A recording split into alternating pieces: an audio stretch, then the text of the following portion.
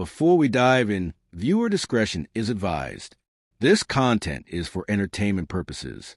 The lights blaze to life, flooding the stage of Jimmy Kimmel, live in golden warmth. The band hits its first notes, a familiar rhythm that sends the audience roaring. From behind the curtain, Jimmy Kimmel strides into view, shoulders back, grin sharp every inch. The man who owns this room. The applause grows louder, a tidal wave of laughter, and cheers wrapping around him like armor. He gestures for calm, but the sparkle in his eyes says he's ready for battle. Tonight, he announces, voice smooth, effortless. We have the one and only Seth Meyers in the house. The crowd explodes again. He lets the noise linger before smirking. Yeah, I know. You watch him, too. Seth Meyers walks on stage with that easy, knowing smile of his. Polished, quick, charming, without trying too hard. Two kings of late night, face to face under one crown of light. The air hums with friendly competition, though no one names it yet. Jimmy reaches out, the handshake quick, tight. Seth's grip matches it firm, polite, confident. Good to see you, man, Jimmy says, his voice dripping with professional warmth. You too, Seth replies. Thanks for letting me on your turf. The audience laughs, sensing the undertone. They always do. They sit. The set glows behind them in rich crimson and blue. A calm sea before a storm. Jimmy leans forward, elbows on the desk. So, you're here in Los Angeles. What's the occasion? Just catching up with old friends. Seth nods. Yeah, that, and you know the Emmys are coming up? The Emmys. Jimmy repeats his tone light, but edged with irony. Right. The thing we're both pretending not to care about. Laughter ripples through the room. Seth chuckles, brushing invisible dust from his sleeve. Exactly. You have to act like it's no big deal until it is. Ian's second play. The conversation dances easily, both men firing quips like practice fencers. They talk about press events, campaign interviews, the absurdity of Emmy season. On the surface, it's light, breezy, harmless. But under the laughter, something else flickers. Two performers measuring distance, testing the temperature, deciding how far the other might go. Jimmy shifts in his chair, smile tightening just a bit. Would you say it's a little odd? He asks, voice honey smooth, that you're here on my show to promote your Emmy nomination. The audience gasps, then bursts into laughter. Seth's expression doesn't move for half a heartbeat. The noise fades, leaving only the hum of stage lights. He turns his head slightly, eyes sharp and bright, the kind of look that says, I see exactly what you're doing. Jimmy grins wider, playing innocent, but there's a gleam of challenge behind it. The tension is almost invisible, threaded between them like a live wire. The camera pans closer, catching the faint twitch at the corner of Seth's mouth. A restrained smile, the calm before retaliation. He leans back, crossing one leg over the other, easy as a man who's already read the next line of the script. The laughter resumes. But something in the room has shifted. The warmth is still there, but beneath it, the air crackles. The war hasn't started yet, but everyone can feel it coming. Seth laughs, leaning back in his chair like the world's easiest guest. But there's something behind the laughter. A glint that catches the studio light's mischief. Calculation. The spark of someone who never lets a jab go unanswered. He turns his head toward Jimmy, voice of silk. Yeah, he says, smiling. It's a little like CNN running ads for Fox News. The audience bursts into laughter, the kind that rolls through the crowd like a wave. For a split second, it feels light again. Playful, clever, the way talk shows are supposed to feel. But Jimmy's eyes narrow just a hair. The corners tightening. He doesn't miss a beat. No, he fires back, letting the smile linger. You're Newsmax. Another explosion of laughter. Louder this time, edged with something electric.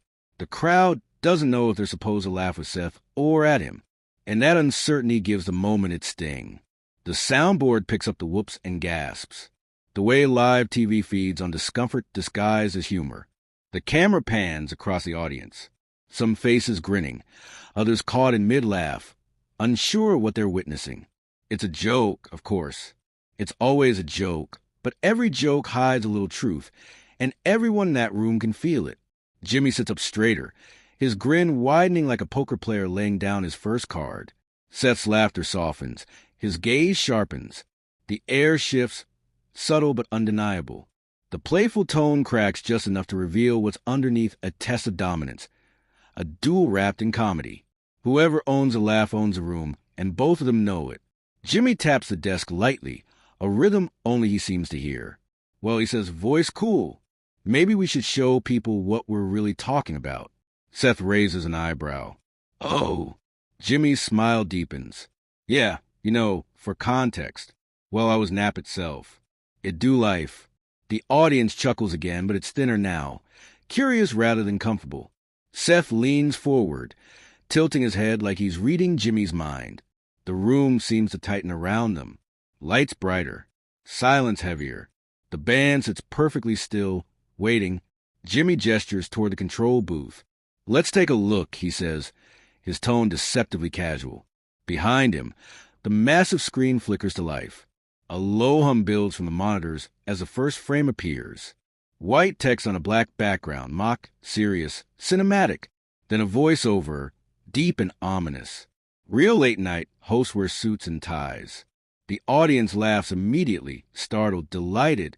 On screen, images flash. Jimmy smiling behind his desk. Seth in his more casual studio setup. You know who else never wore a tie? The narrator continues. A beat. Osama bin Laden. Indies. Walking by Do It. The laughter now is louder but uneasy, rippling with surprise. Seth's mouth opens slightly, pretending to be shocked, but his eyes betray amusement. Jimmy watches him carefully, lips twitching with satisfaction. The room is his again, or at least that's what he thinks. The voiceover drives the punchline home. Seth Meyers wears nephew clothes. Should that win an Emmy? In what category? Getting drunk on the job. Tell Seth Meyers to go to Alcoholics Al-Qaeda. I'm Jimmy Kimmel, and I approve this message. The audience erupts, half cheering, half gasping. Jimmy sits back, triumphant, soaking in the chaos he's unleashed. Seth's laughter joins theirs, slow and genuine, but there's a quiet flicker in his eyes now. Something alive, sharp, waiting. The laughter fades into applause. Jimmy grins, the master of the moment. But as the lights dim just slightly and the screen fades to black, a different kind of silence creeps in. A storm, still invisible, gathering strength behind Seth's calm smile. Then the sound, it's a faint electronic click. The monitor flaring back to life. The words appear like a challenge. Real late night hosts wear ties. The fake campaign ad thunders through the studio speakers, like a political grenade wrapped in laughter. The crowd howls as a voiceover cuts deep, each line sharper than the last. Seth Meyers doesn't wear ties. You know who else didn't? Osama bin Laden. The audience gasps, then bursts into laughter, so loud it shakes the cameras. It's the kind of laugh that comes from surprise, half disbelief, half delight at how far Jimmy dares to go.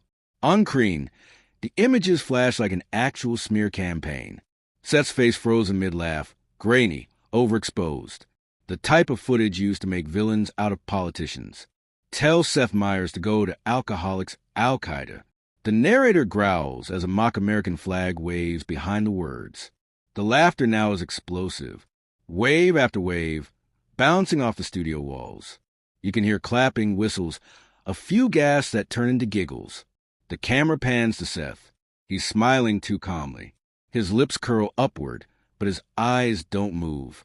There's a stillness in his posture that reads less as amusement and more as calculation.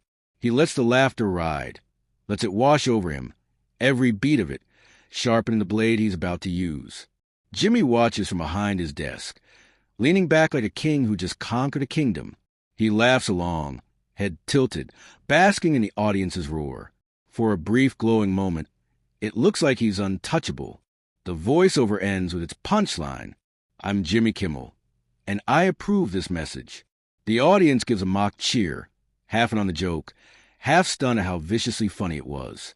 Jimmy spreads his hands, innocent, proud, loving every second of it. Wow, he says over the noise, pretending to be modest. I don't know how that got in there. The crowd roars again. It's his house, his show, his laugh. For now, Seth takes his time. He glances at the screen as it fades to black, picks up the glass of water on the table, and takes a slow sip. He sets it down, leans forward just a little, voice calm. Even, "That's definitely not a clip from my show." The audience laughs again, a little nervously this time. It's not the same laughter as before. It's shorter, sharper, like they're testing the air to see which side is safe to laugh with. Jimmy smirks, sensing he's still got them. "No," he says lightly. "You sure?" Seth's smile widens just slightly. But there's something dangerous behind it. The look of a man who just decided to stop playing defense. He glances at the monitor as if measuring its power, the way a swordsman studies an opponent's weapon before drawing his own. The studio lights seem to grow brighter. Or maybe it's just a shift in energy. Suddenly, everyone is waiting for what Seth will do next. The laughter trails off, leaving a low hum in the air. That charged silence that comes before something great or terrible happens. Jimmy leans back, still pretending this is all fun. But there's a flicker, tiny but visible in his eyes. It's awareness. He knows the rhythm of this game. Knows every duel comes with a counterpunch. But knowing doesn't mean you can stop it. Seth straightens up slowly, smooths his jacket, and meets Jimmy's eyes with a kind of calm that makes the audience quiet without knowing why. "I predicted this might happen," he says softly, just loud enough for the microphone to catch it. The words hang in the air, light as a whisper, heavy as a threat. The crowd exhales, laughter lingering at the edge, but not quite returning. Seth's tone is polite, even playful, but behind it is a promise. The storm he's about to bring isn't going to be a joke. Jimmy chuckles, but it's the sound of someone trying to hold ground. The camera's pulling tighter. The air feels thinner. The audience senses it before anyone says a word. The game has changed, and for first time all night, it's not Jimmy who owns the room. The lights dim for only a second. A heartbeat of silence stretching between them. Then the giant screen behind the desk flickers to life again. Colors bleeding across the dark set. The crowd quiets, expecting another one of Jimmy's jokes. Another jab dressed as a late-night bit. But the music that comes next isn't his. It's darker, heavier, almost cinematic. Seth's voice cuts through it, calm and razor-sharp. Jimmy Kimmel uses forced foreign labor. The line drops like a bomb. The audience erupts into laughter, wild and confused, unsure if they're allowed to believe what they just heard. On screen, the visuals roll a fake documentary tone. Grainy footage of Jimmy laughing too hard, holding a coffee mug that suddenly looks suspicious. Then Seth's voice returns, smooth, deadly in its timing. "Jimmy kidnapped me from Mexico." Jimmy's head jerks toward the monitor, eyebrows climbing, his grin faltering for the first time tonight. The laughter in the crowd doubles louder now, feeding on his reaction. Someone in the front row actually claps mid-laugh, and he's been torturing me ever since. The video cuts to a shaky shot of Seth tied to a chair, mock bruises painted on as a snake slithers past his legs. The audience loses it. Pure chaos. Laughter echoing off the rafters. The energy flips, completely reversed from moment ago. Seth's voiceover delivers the final blow. Jimmy Kimmel, human trafficker, murderer. It's served docs. "I'm Seth Meyers, and I'm not a murderer." The screen fades to black. The applause is instant, thunderous. It rolls through the studio like a standing ovation in disguise. Seth just sits there, hands folded neatly in his lap, a quiet smile playing at the corners of his mouth. For the first time all evening, he isn't laughing along. He's letting the audience do it for him. Jimmy leans back, blinking, the shock still lingering on his face before he forces a grin. "Oh, wow," he says, nodding slowly. "Okay, you brought production value." The crowd laughs again, loving it. He taps his pen against the desk, a nervous rhythm disguised as amusement. "You mess with the devil, you get the horns." Seth turns to him, the smile never leaving his face. His tone is even calm, and it cuts right through the noise. "Then, let's dance, devil." The audience reacts instantly, half gasp, half cheer. It's a line delivered like a challenge and a warning all at once. The laughter that follows is different now. Charged, expectant. The tension is no longer subtle. It's alive, moving between them, like static electricity. Jimmy laughs again, louder this time. The kind of laugh people use when they refuse to back down. But his fingers drum faster against the desk, betraying the adrenaline. He's still in control, or trying to be. But Seth has taken the energy, reshaped it, made it his. The host, who always holds the cards, is suddenly playing on someone else's table. Seth glances toward the audience, and they meet his gaze with a look of people who know they're witnessing something unscripted, unpredictable. He nods slightly, acknowledging them, feeding off their energy. The lights hit him just right, catching the edges of his face and casting half of it in shadow. Jimmy clears his throat, straightens his tie, trying to reset the room. "That's cute," he says, voice steady, but not as relaxed as before. "You came prepared." Seth shrugs. "Easy. Measured. I thought you might." The audience roars again. Jimmy's eyes flick toward the cameras, then back to Seth. For a brief second, they just stare at each other. Two veterans of the same battlefield, trading blows and smiles and jokes. But underneath, it's pure strategy. No one moves. No one breathes too loudly. Then Jimmy leans forward. Seth mirrors him. The studio lights flare slightly, heat radiating off the desk like the start of a storm. You can feel the pulse of the room tightening, drawing inward toward these two men. It's not about who's funnier anymore. It's about control, about presence, about who can command an audience with just a look, a pause, a perfectly timed line. Jimmy exhales through his nose, steady, pretending not to flinch. Seth tilts his head, that faint, dangerous smirk still in place. The room vibrates with the kind of energy that can't be scripted, the invisible tension of two performers daring each other to blink first. The cameras zoom in, light spilling over their faces, reflections dancing in their eyes. The laughter has faded now, replaced by something quieter, sharper. The battle has officially begun. The tension hasn't let up for a second. The studio hums with that restless kind of energy, half laughter, half anticipation. Jimmy leans forward, his grin back in place, the glint in his eyes returning. "You know," he says, fingers drumming lightly on the desk, "I think it's only fair I get a rebuttal." He gestures toward the control booth with a little flick of his wrist, like a general signaling for artillery. "Roll it." The monitors come alive again. A familiar campaign-style voice takes over, grave and self-righteous. Seth Meyers has always been a bad person. The screen cuts to a childhood photo of Seth, awkward, gap-toed, caught mid-blink. As a child, he wouldn't let his younger brother play Star Wars with him. Laughter erupts instantly, filling every corner of the studio. Jimmy sits back, smiling wider as the video goes on. "You don't have good enough imagination," a voice says, and the audience collectively realizes who it belongs to. It's Seth's real-life younger brother, Josh Meyers, standing against a fake interview backdrop, speaking with mock sincerity. And I should know because I am his younger brother, Josh. Seth Meyers doesn't deserve an Emmy. Jimmy Kimmel does. Jimmy Kimmel more of a brother to me than my own. The crowd loses it.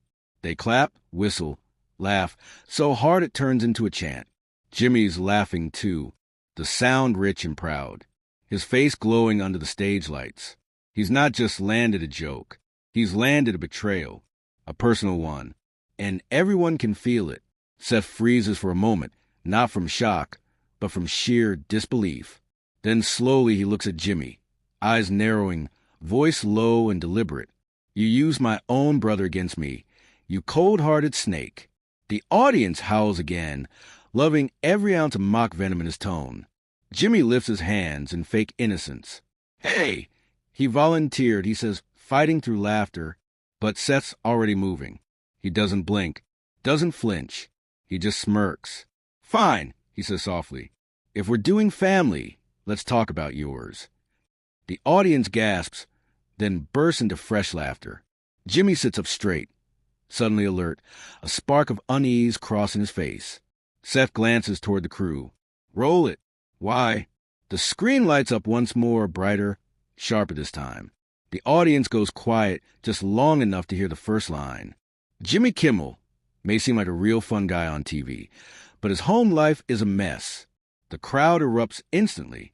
On screen appears a woman, arms crossed, standing in a perfectly staged bedroom. It's Jimmy's wife. Her voice drips with exhaustion. He has 14 pairs of readers on his nightstand. 14.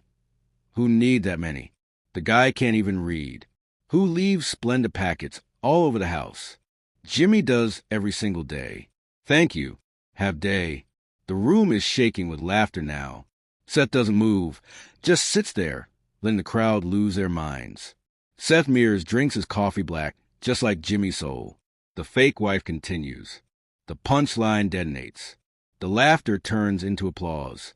People are wiping their eyes, some standing, some slapping the armrests of their chairs. Jimmy's laughing, too, but this time there's a hint of sweat beading along his hairline. He claps his hands together. Mock surrender. Okay, he says between laughs. That's too good. But Seth isn't breaking his calm. He stays still, one eyebrow raised, the faintest smirk curling his lips. The camera catches the contrast perfectly. Jimmy's animated, loud, riding the laughter. Seth's composed, still radiating quiet control. For a few long seconds, the room belongs entirely to Seth. The laughter lingers, fading only when Jimmy's voice cuts through. You think you can outplay me? He asks, half teasing, half daring. Seth tilts his head slightly, eyes locked on Jimmy's, voice smooth as glass. No, he says, every word deliberate. I already did.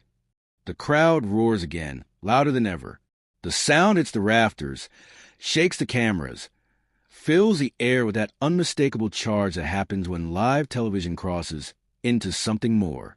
Jimmy forces another laugh, but his eyes flick sideways, measuring Seth like a man, realizing the game he started isn't his anymore. The lights flare across both their faces, one flush with laughter, one cool and composed. Between them, the air feels sharp enough to cut. The game has changed again, and everyone in the room knows it. The air hasn't cooled. It's thick, humming with the kind of laughter that borders on chaos. Jimmy straightens his jacket, the faintest gleam of sweat on his forehead, but his grin is wide, confident. He's not backing down. If anything, he's just getting started. All right, he says, pretending to wipe a tear of laughter from his eye. You got your hit in, but I'm not done yet. His tone drops half a step lower. Playful but edged. Let's roll the next one. The monitors burst to life again, the crowd cheering before they even know what they're about to see. The same deep mock serious narrator returns. Seth Meyers has always been a bad person. The screen flickers to old photos. Seth as a kid, squinting, awkward, completely unprepared to be weaponized on national television. As a child, he wouldn't let his younger brother play Star Wars with him. The laughter starts immediately, rippling through the room. Jimmy can already feel the wave of energy building, leaning back in his chair like a man watching his plan unfold perfectly. Then comes the voice that seals it. You don't have good enough imagination, says a man off-screen. The audience pauses for a split second, then gasps when they recognize it. It's Josh Myers, Seth's real-life younger brother, pretending to give a heartfelt testimonial. And I should know, he continues, almost deadpan, because I am his younger brother, Josh. Seth Meyers doesn't deserve an Emmy. Jimmy Kimmel does. Jimmy Kimmel more of a brother to me than my own. The crowd explodes. People are clapping, stomping, howling. It's the biggest laugh of the night. Jimmy is loving it. He leans forward, laughing so hard he has to slap the desk. More of a brother than his own, he repeats, savoring the words. Seth freezes, his expression unreadable for a moment, like a statue caught in perfect stillness. Then slowly, the corners of his mouth curve upward. He looks at Jimmy, voice quiet, dangerous. You use my own brother against me, he says, his words cutting to the laughter like glass. You cold-hearted snake. When the cover tacked by, the crowd screams with laughter again, half at the line, half at the sheer audacity of what just happened. Jimmy wipes at his eyes, still laughing, still pretending he's in control. Hey, he manages between breaths. I didn't make him do it. He came to me. Seth doesn't break his stare. Then calmly, he shifts his weight, turning slightly toward the control booth. Fine, he says. If we're doing family, let's talk about yours. Was then sigh. The room gasps as if it's watching a live grenade roll across the stage. Jimmy's eyebrows lift. His laugh dies mid-breath. Wait, what? He starts, but it's too late. Seth gestures, small but precise. Roll it. The screen flickers again. A woman appears in soft lighting, her expression weary, but oddly glamorous. Jimmy Kimmel may seem like a real fun guy on TV, she says, voice dripping with mock frustration, but his home life, it's a disaster. The audience cracks up instantly. Jimmy's eyes widen as the woman continues, waving her hands around a messy bedroom. He's got 14 pairs of reading glasses on his nightstand. 14. Who even need that many? The guy can't read that much. And don't get me started on the Splenda. He leaves packets everywhere. Seth Meyers drinks his coffee black, just like Jimmy's soul. The final line detonates like dynamite. The crowd absolutely loses it. People are doubled over, slapping their knees, gasping for air. The laughter just won't stop. Seth sits motionless in the middle of it, calm, collected as though he's not even part of the chaos. Jimmy laughs along, too, but his face glistens now under the heat of the lights. His voice cracks as he tries to speak. Okay, he says, raising his hands in surrender. That's low, man. You went for the coffee. Seth doesn't move. He lets the applause rise and fall, his silence saying more than any punchline could. The camera captures both of them perfectly. Jimmy laughing loud and showy, but his eyes darting nervously toward the crowd. Seth still confident, his smirk subtle but victorious. Jimmy leans forward, squinting across the desk, his tone half mock, half serious. You think you can outplay me? Seth doesn't even blink. His voice is soft, measured, and utterly sure. No, he says, I already did. The audience roars again, the laughter spilling over into applause that refuses to die down. Jimmy forces a grin, but something in his expression admits the truth. He knows it, too. For the first time all night, he's not the one driving the show.